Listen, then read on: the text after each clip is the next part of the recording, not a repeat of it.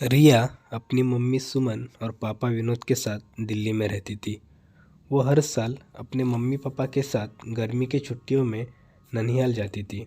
उसका ननिहाल अलीगढ़ ज़िले में है।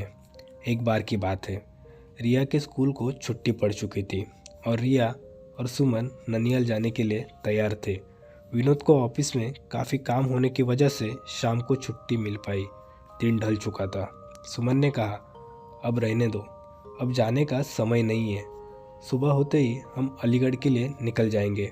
इस पर विनोद ने कहा, हमारे पास खुद की कार है। दिल ढल गया तो क्या हुआ, हमें कौन सा वाहन बदलना है। अब तो रिया भी जिद करने लगी, मम्मा अभी चलो ना, मुझे अभी के अभी नानी के घर जाना है। रिया और विनोद के बहुत जिद करने पर सुमन जाने के लिए तैयार तो हो गई, लेकिन अंदर ही अंदर ना जाने क्यों उसका मन घबरा रहा था। अब रात हो चुकी थी और इन लोगों की गाड़ी सड़क पर चले जा रही थी। रात की वजह से सड़क पर वाहनों का आना जाना कम हो गया था। विनोद कार चला रहा था। सुमन और रिया पीछे के सीट पर बैठे थे। जिस गांव में उन्हें जाना था वह गांव अलीगढ़ से करीब 20 किलोमीटर आगे था। वो अलीगढ़ पहुंच चुके थे। आगे का रास्ता कच्चा और सुनसान था। वहाँ कोई आता जाता भी नहीं था। गाड़ी अब कच्चे रास्ते पे चले जा रही थी। थोड़ी देर चलने पर गाड़ी अचानक रुक गई। रिया ने पापा से कहा, पापा क्या हुआ, गाड़ी क्यों बंद हो गई। विनोद ने कहा, पता नहीं बेटा, उतर कर देखता हूँ। सुमन ने कहा, जल्दी देखिए और यहाँ से चलिए, कितना सुनसान रास्ता है, मुझे कुछ ठीक नहीं लग रहा है। कार से उतरकर विनोद ने गाड़ी के बोनेट को खोलकर देखा, लेकिन गाड़ी में कोई खराबी नहीं थी। वह कार के अंदर आकर वापस से बैठ गया और सोचने लगा। तभी सुमन ने कहा, क्या हुआ, चलिए ना। विनोद अभी भी कुछ सोच रहा था।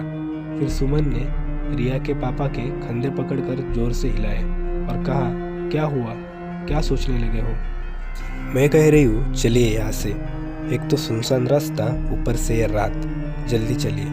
तब विनोद ने कहा, मैं सोच रहा हूँ कि गाड़ी में कोई खराबी नहीं है, फिर गाड़ी कैसे रुक गई। देखिए, क्या पता गाड़ी स्टार्ट हो जाए। तभी विनोद ने गाड़ी स्टार्ट करने के लिए चाबी घुमाई और गाड़ी स्टार्ट भी हो गई। अब कार दोबारा उस रात के अंधेरे को चीरते हुए फिर से आगे बढ़ने लगी। अभी थोड़ी देर कार चली थी, तभी रिया चिल्लाई, मम्मी। एकदम से विनोद ने कार को रोक दिया। दोनों मम्मी पापा रिया से कहने लगे, क्या हुआ बेटा, क्यों चीखी। इस पर रिया ने कहा, पापा मुझे ऐसा लगा हमारी कार के नीचे एक आदमी और औरत आ गए हैं। विनोद ने कहा, नहीं बेटा, ऐसा कुछ नहीं है। अगर वह औरत हमारे कार के नीचे आ जाती तो हमें भी पता चलता, और वैसे भी रात बहुत हो गई है, मुझे नहीं लगता ऐसे में इस रास्ते पर हमारे अलावा कोई और भी होगा।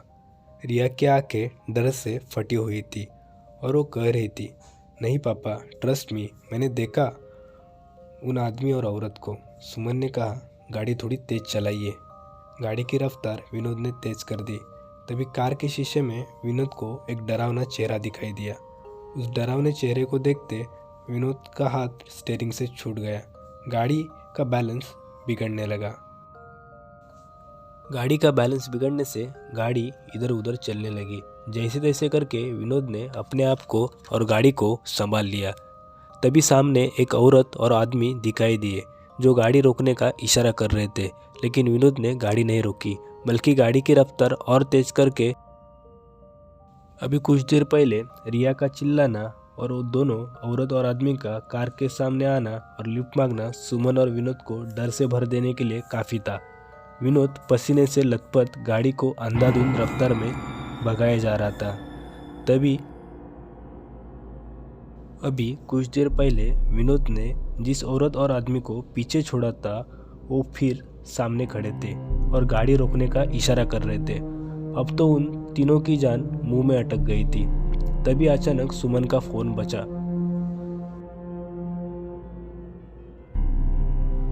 हेलो, कौन।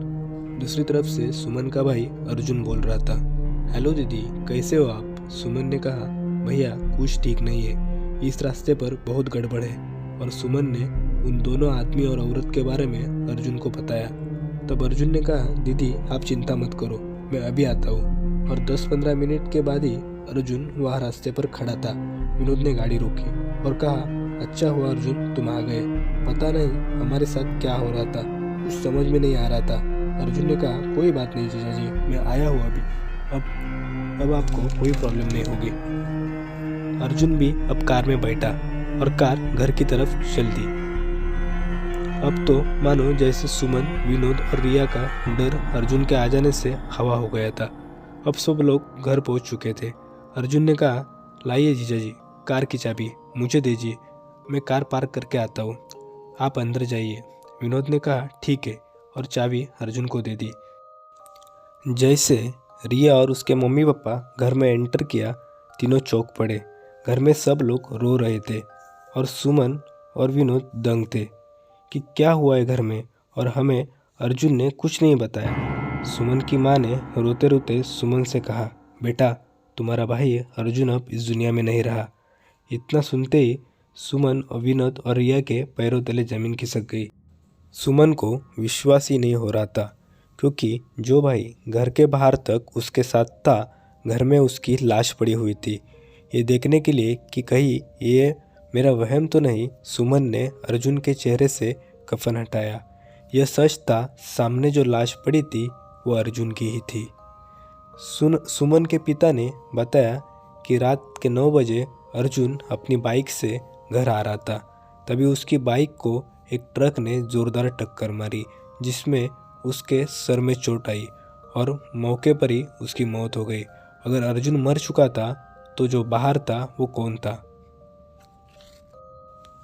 दोस्तों, कभी कभी ऐसा होता है कि हमारे अपने हमसे दूर जाने के बाद भी किसी वजह से जुड़े रह जाते हैं। जैसे घर के किसी सदस्य के प्रति मरने वाले का हद से ज़्यादा प्रेम। और भी बहुत सारी वजह हो सकती है। इस कहानी के बारे में आपका क्या कहना है, कमेंट में ज़रूर बताइए और जल्दी से लाइक और सब्सक्राइब कीजिए। मिलते हैं नई कहानी में।